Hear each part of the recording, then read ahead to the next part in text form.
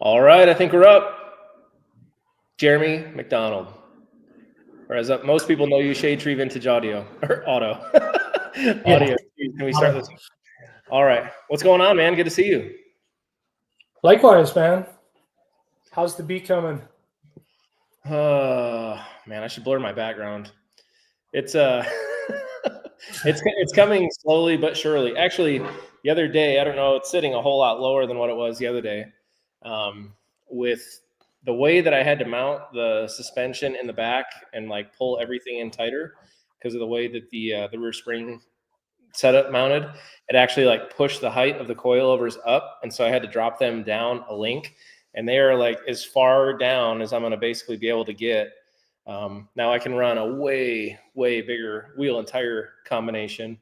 You probably remember the Sassy with those wheels. It like I had to roll the edges of the quarter panels, and they are like right on. I mean, I have maybe a 1/4 inch gap between the sidewall, and yeah. This thing, I think I have about 1.5 inches on the outside and like another 3 inches on the inside. So you get like a way fatter tire combination with it. But no, the stance is about right. I think the front is way too low, but it looks good. And especially I've got the engine and transmission in it now, and I'm getting weight on the car. It's like all settling down. And hopefully this weekend can finish up all the body panel fitment and everything else. I mean, the door looks good, but it's really not good. So, but you'll make it good though. That's that I picked up from you the other day. Right? Which, dude, I was panicking. I was like looking up the cost of the new doors, and I was like, oh my God, like there's no way. And then I was like, oh shit, Jeremy probably has one. And sure enough, an hour later, it was on the car. So. Yeah. So, dude, what's new, man? I mean, you're close to me, but you and I definitely don't talk nearly enough. And I know you had adventures with Spring Fling and other things that I'm like dying to hear about. I haven't caught up with you on those. But what's been happening?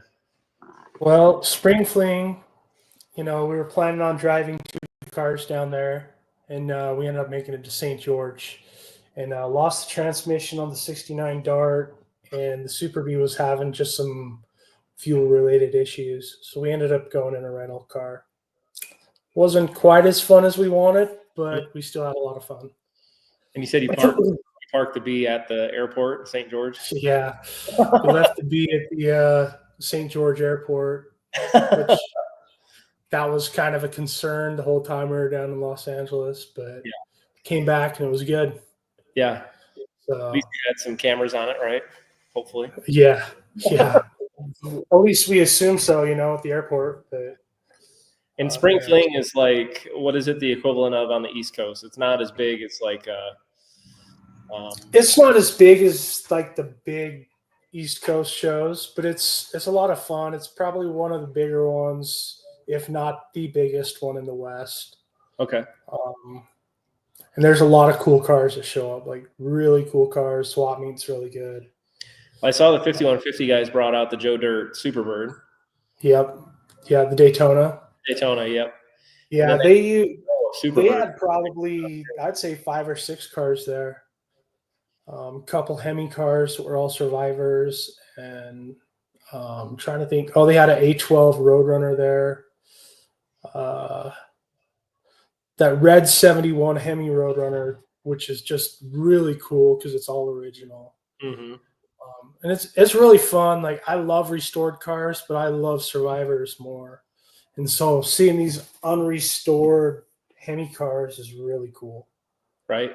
And man, those guys, so for those of you guys watching, if you haven't checked it out, the Mopar's 5150 guys, they started up, I think it's called American Steel Classics is the name of they kind of created a dealership or, selling cars under that name online, but they have a ton of survivors to fully restored cars, projects, everything kind of in between. And it's not just Mopar stuff anymore either. It's like a mix of Mustangs and other GM products and all sorts of stuff. But I was actually looking, if you remember, before I bought my B, when I sold the 70, the other Jeremy, I was like dead set on buying the 70B that they had, the green one. Remember that?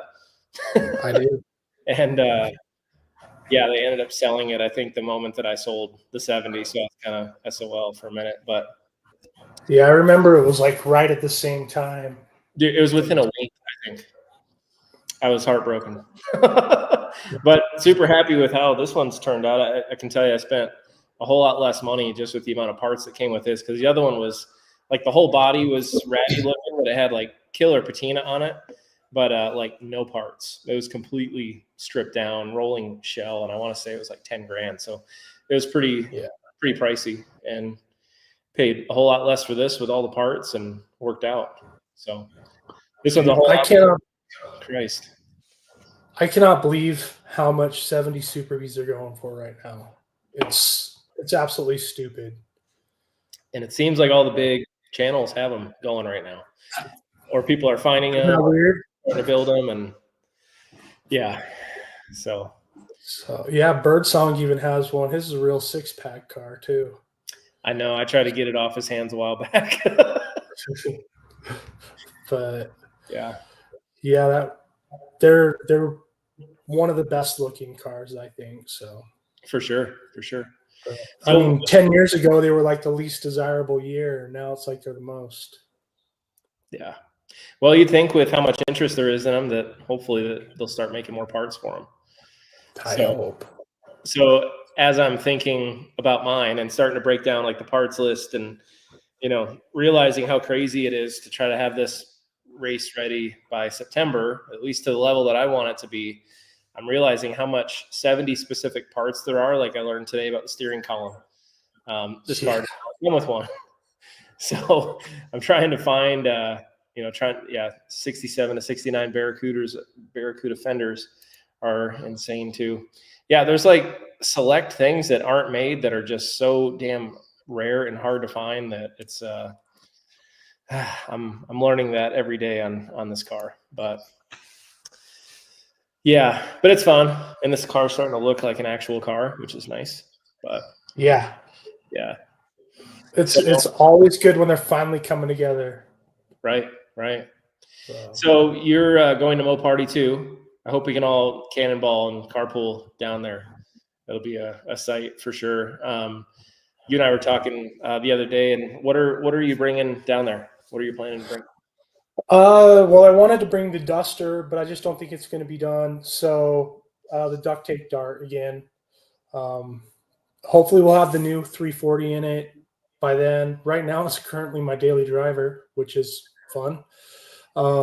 People may or may not know, but you are the reigning, defending burnout champion from last year.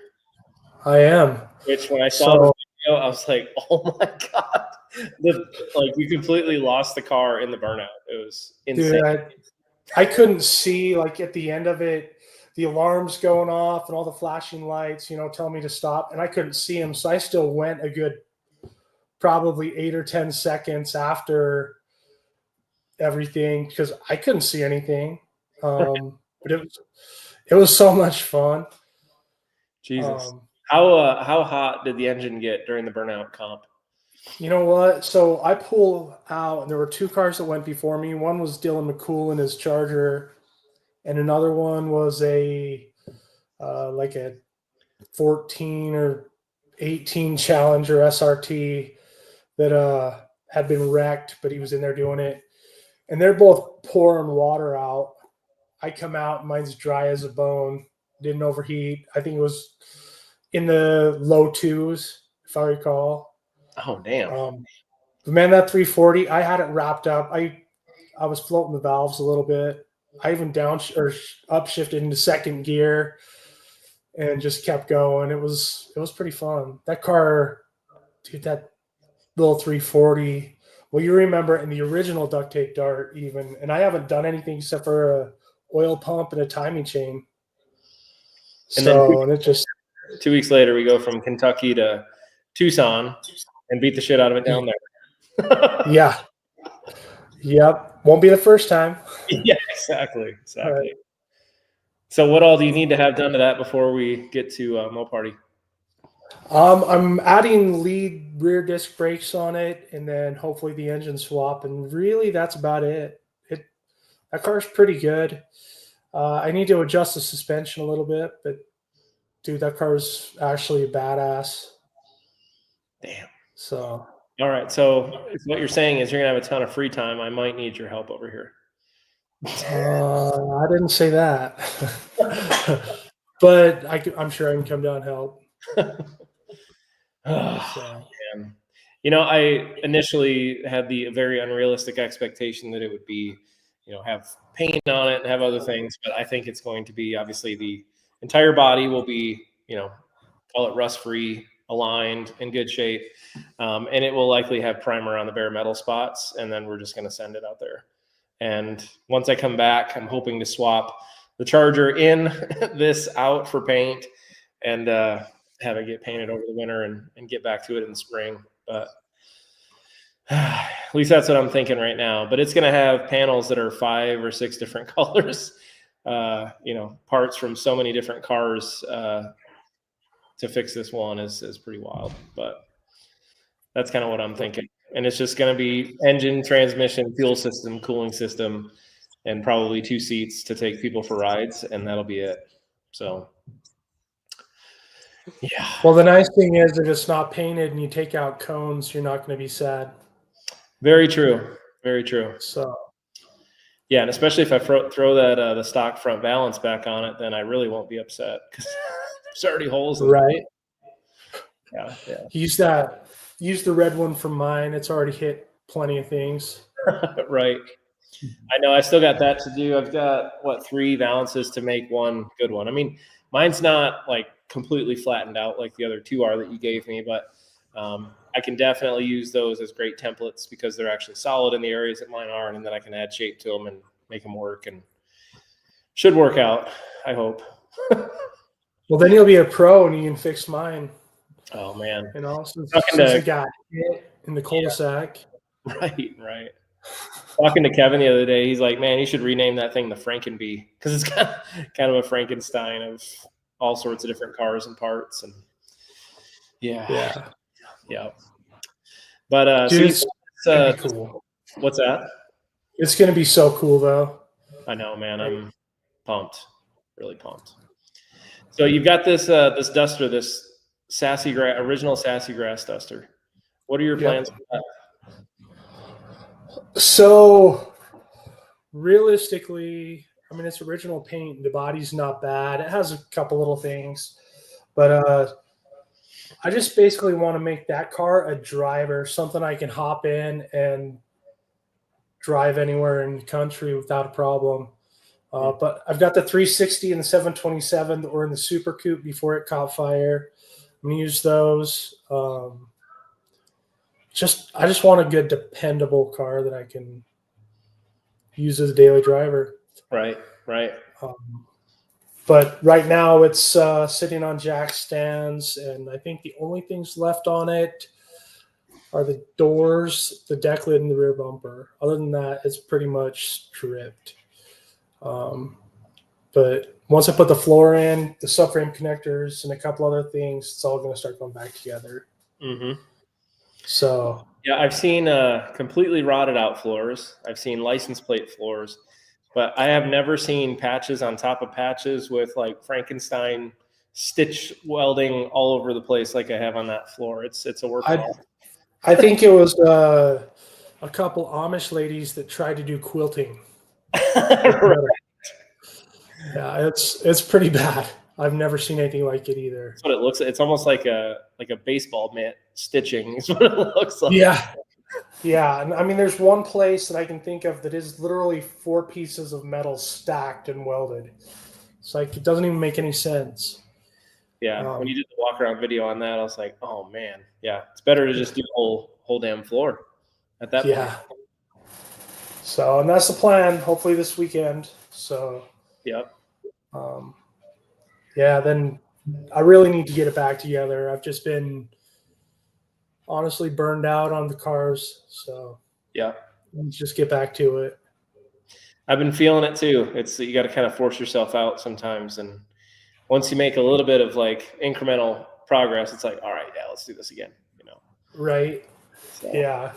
Well, and it doesn't help when you have 4 or 5 project cars going at once. Oh, dude. it burns you out on the cars, it burns you out financially, and then you just kind of come to a head and have to stop for a little while. Yep. So I get it, man. I totally get it. So when I set up this live, I created a really funny thumbnail for you, which people may or may not know that you're also a TV star. I wouldn't say TV star per se. Well, that was from my Dateline NBC episode. Yeah. But I was on that. I was on Snapped and on Mother May I Murder. I think that's what it's called. Holy cow. So, yeah, I mean, stems from a murder investigation that I was unwillingly involved in. Right. But yeah. So, well, if you're taking votes, I vote for the mutton chops to come back.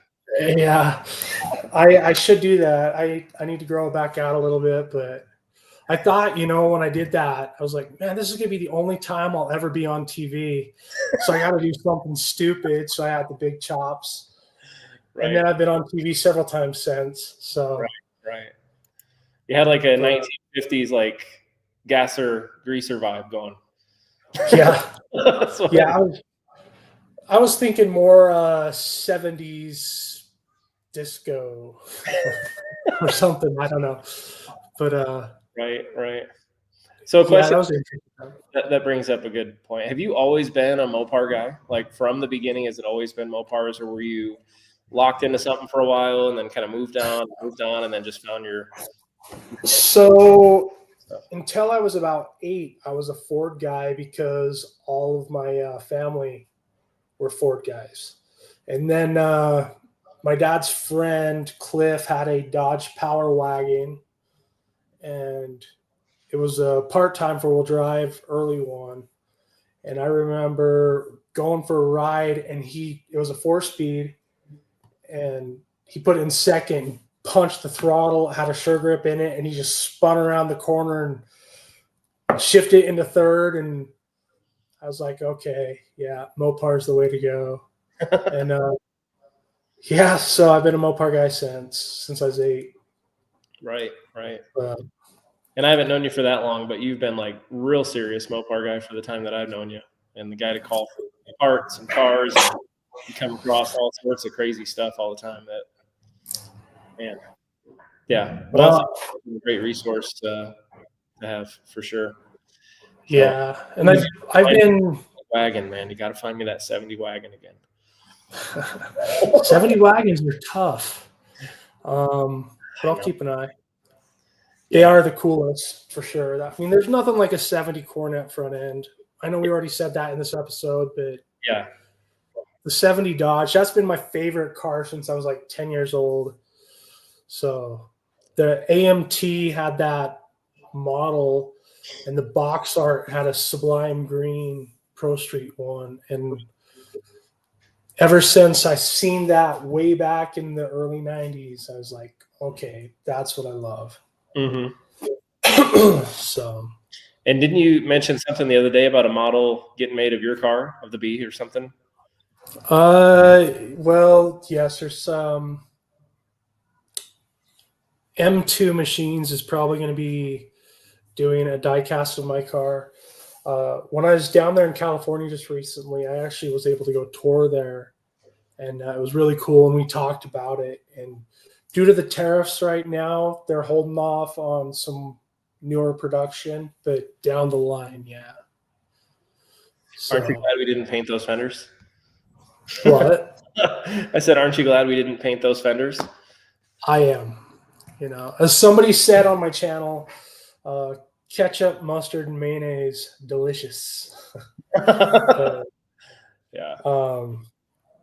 Yeah, I don't think I could paint those. I don't know that I'll ever paint that car. So, and it will be on the series finale of Hot Rod Garage also. That's right. So, because you ended up beating Dulcich and stole his helmet. Right. I out of it was like 60 cars in my class, bracket racing, and I won all of that somehow with a 4 speed and really not that experienced. And then went on to beat Steve Dulcich. And so I came home undefeated. So Awesome. And you had Mike Hall there, which is pretty cool. yeah, Mike Hall and Avery. So they came down. They were just sitting in the stands watching me race and everything. Yeah. Which was pretty fun. And you can see that on their channel too, Russ Bros. Yeah, he was saying like, man, I can't go home and if unless Jeremy loses, and he kept winning and winning. Yeah. Watching. He's like, I need to leave, but you keep winning. And I mean, there was quite a few colorful words in that because I mean, Mike, he likes to fuck like all the time, but yeah, those guys are funny and they're actually really down to earth, really cool people. Yeah, no, they're pretty awesome, man. I don't know if you watched. They had to sell all the cars in their yard again. Yesterday, and it's sad and it sucks, man, because he had so much stuff, and I think, of course, some winners and some losers for sure with the auction. But just sucks to see all that stuff go for sure. Yeah. Well, when I spoke to Mike on the phone the other day, he said that he's keeping all of his 1970 stuff. Oh, really? So, yeah. So I know he's got a couple 70 Chargers and Super Bs and stuff like that, and he said he was keeping all that. Okay. So he's not completely getting out. Well, he had was it a real FM3 Panther Pink 69 Super B? 770 Charger. Oh, was it? I thought he had it. Yeah. I think there was a pink Super B also in the video, in the auction video yesterday I watched. I don't know. I know that I'm pretty sure that he has 2 FM370 Chargers. Gosh. I think one's an RT and one's not, if I recall. Mm-hmm. What's so crazy, I'd never met him until we went to Muscle Cars at the Strip. And like when you see him, you're like, oh my God, like that's Mike from, Russ Brothers, right?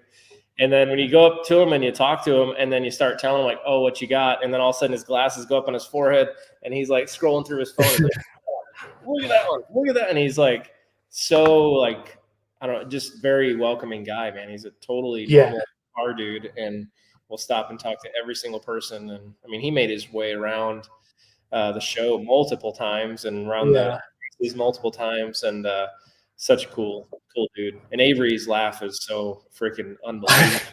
I can't be around that guy and not die laughing when I hear his laugh. It is so loud. It sounds like he's like screaming into a megaphone. And it's like 100% just like it is on the show, over and over and over and over. And I'm like, oh my God. Like even at breakfast, they're screaming at the restaurant. I'm like, jeez. Do you remember when he jumped up onto the hood of the Dart, like to sit on it? Oh yeah. Yeah. And he tells some funny jokes, man. So also I'll tell you a story. When we were down there in Bakersfield, we were sitting down to dinner and we asked if we could buy some Canadian money just to bring back to the kids here. Yeah. And they're like, yeah. And they pull out tube socks full of money. They've got their money in tube socks in their pocket. Just like, are you kidding me? That was hilarious. They're really like they are on TV. Yeah. So are they going to end up picking up Burnt Reynolds from you, the Challenger? So I'm supposed to take it up there. It's paid for and everything, but with all this fun stuff going on between America and Canada right now, I don't know. Don't know what's going to happen. Plus, I don't know if you've seen that Canada said that they're basically removing any cars from or older than 2000. So who knows what that's going to do to the market. Crazy. I saw it, but I mean, nowadays you don't know what's AI and what's not. And somebody shared it on like a car meme group that I'm on, and I'm like, this can't be real. Yeah. That and like lifted trucks was another one that they're safe and shouldn't be around anybody and shouldn't be on the road. It's getting weird for sure. Right. Yeah, it's strange. But Yep. then we got good news in California, the Leno law. I believe that passed. What is that? So, basically, if I understand correctly, the cars past a certain age will be smog exempt and whatnot. And it was basically Jay Leno fighting for the car community. Wow. So was it pre-73 before, right? I don't know what the year stipulation is. Okay. But I'll have to look into that one. I hadn't heard that. So yeah, so that's a good thing. Yeah. But Interesting. So what else, man? What else is new on your channel? What do you got coming up? Are you going to take a break for a minute and kind of reset? I'm taking a little bit of a break at the moment, just kind of do some stuff in my personal life.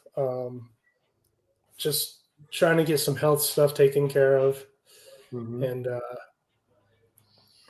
then get back at it. So I still want to do the Duster with all the price breakdown and everything, showing what it really costs to build a car, take a car out of a junkyard and whatnot. Right. And that's kind of what I was working on, still am. You have a price point in mind that you think it's going to be, or is it going to be like to show how unaffordable things have kind of like? What are you like hoping to build for, like under 5K, 10K? Like, or you just... No, basically what I want to do is a good, honest build where I'm going to be using a combination of used parts, new like OEM style, and some upgraded parts. So it's going to be just kind of a mix, but it's going to be honest. And one of the things that I have people say, like while I'm buying, selling cars and stuff, is, how come you're asking that much? I could build that car for $5,000 or $6,000. And not to like discourage people, but I want to be real and show people that that's not possible anymore. You cannot build a car, take a car from a junkyard, for instance, and build it for $5,000 or $6,000. It's just not possible. And I can tell you right now, I mean, granted, I have the majority of the parts already for the car purchased and everything, so that I could hurry and just get it all together. I'm into it over 20 grand. And it's not all brand new parts. Like, there's a lot of, I'm using used tires, I'm using a used engine, used transmission, all of that. And if you're going to take a car out of a junkyard and build it and make a safe, reliable car, you just can't do it cheap. I mean, you've got to do brakes no matter what. You've got to do tires. You've got to do suspension work. You just have to. And right there, tires, brakes, and suspension, you're $3,000. Makes me wonder if they're going to revise the Battle of the Beaters in Tucson. I don't know. I mean, if they do, they're going to... There's no such thing as a running, driving $5,000 car anymore. I mean, rarely. I mean, I guess that's not true because you got Fords and Chevys. But, there you go. But in the Mopar world, there's just no such thing as a running, driving $5,000 car anymore. Right. Yeah, and then when you get to the Battle of the Beaters, and you got some of the cars that are letting off and still running 11s that are in the beater class now, and it's like, what the hell is going on? Yeah. I know, it's dumb. Yep. Munster here pulled a 68 Charger from a wrecking yard a few years back. Man, that is becoming increasingly rare, especially to find one that doesn't need like a complete rebody anymore. That's relatively affordable, because dude, the Charger market's so insane that like you can buy a $20,000, $25,000 roller that still needs, half the car in sheet metal. It's especially the B bodies, the E bodies, a lot of that stuff has just become so unaffordable, to be honest. Crazy. Yeah. Crazy, man. You know what? We need to change from Mopar to a Chevy. You could build 3 General Motors cars for the price of 1 Mopar. Right. Well, there will be one coming to my channel eventually that you're aware of. Yeah, I haven't let the cat out of the bag yet. I want to make sure it like gets here before, like I have to believe it to, or see it to believe it, right? Yeah. But T-Bone was given a car, for those of you guys that don't know, and it's actually like a freaking badass car that he'll be the only kid in the school, 16 years old, driving one, especially the way that we're gonna do it. And yeah, I want it here before I really say anything, but it's gonna be a killer setup. And to your point, you could finish 3 or 4 of them for the price of a Charger easily. So yeah, crazy. But well, man, it's definitely good to see you, dude. And I know you're only 45 minutes to an hour away, but we need to get together more for sure. Well, yeah, I need to come down and steal some parts from you. Anytime. And as T-Bone said, we've got some stuff here that you might want back. Okay. Of course, the other day, once we firmed up that he was getting a car, or at least set plans for him to get a car, he's like, "All right, Dad, we got to clean out this garage so that way my car can come inside." I was like, "What about the Charger? What about this or that or other cars?" He's like, "Yeah, they're gonna have to sit outside." You know what, though? I am super glad that he's excited. I think it's great that some young kids still want to have cars. Yeah. So, dude, he's literally out here. If I'm out in the shop, he's like, "Dad, can I weld something? Can I weld a project? Can I build something?" And the other day, you remember that the trike that they got, like the Hot Wheels trike that they bought from Swap Meet? He was out here the other day, and the seat was loose, and he's like, "I need to make a bracket for my seat so that way it'll be tightened up." I'm like, "Go for it." And dude, he's rummaging through my scrap pile, hammering stuff out. He's like, "Can I weld something?" And I mean, I don't think it was necessary to weld what he was doing, but he's still putting a bunch of weld on it, drilling holes in it, and he's just going to town. And then like the next day he comes out here, he's like, "I need some bolts." And he found some bolts, drilled some holes in that seat, and it's freaking solid as a rock now. And he's 9 years old. He's so into it. I mean, he's got a toolbox that rivals probably most adult toolboxes already, and whatever I'm missing seems to, for some reason, wind up in his. So weird. I know, but he's got full power tool set, full wrenches and sockets and power. Like, just he's got everything. He's got freaking everything already. So he's hooked, man. He's definitely got the bug, and I think especially with the B, like I want to do it so that way we can all like enjoy it. And same with the Charger, right? Is like the Sadie's kind of a selfish car that's more set up for drag racing and can only take one person, but the kids are like dying to have something to go out in. And that's why I'm obsessed with the 70 wagon. And if you can find that blue one that you guys had, man, let me know, please. Last I knew it was in Wyoming. Is it in Wyoming? I don't remember. Yeah, that's where it went, was Wyoming. Okay. But I don't remember who it was that got it. Tim might know. Oh, really? Okay. I'll ask Tim if he knows. So yeah. I've tried to pry a barracuda out of his hands before. It didn't work out well. That came from me too. I know. I told him I would take either one of them, but yeah.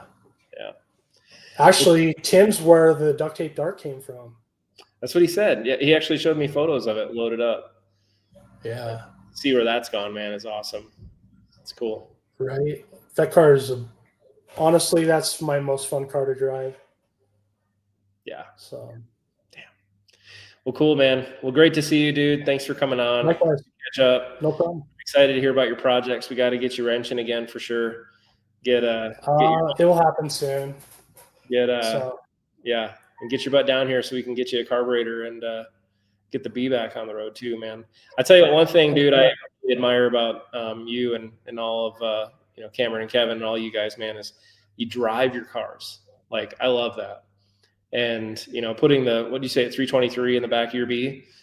Yeah. And driving that to freaking California. I'm like, that is awesome. And then I'm thinking in my mind, like 70 miles an hour in the Saddies, like 5,000 RPMs for 12 hours. That's not going to work out very well. That I'd love to join you guys on some of these trips and have a little bit more mild gear that's more realistic, but it'd be such a freaking blast, dude. I'd love to do it.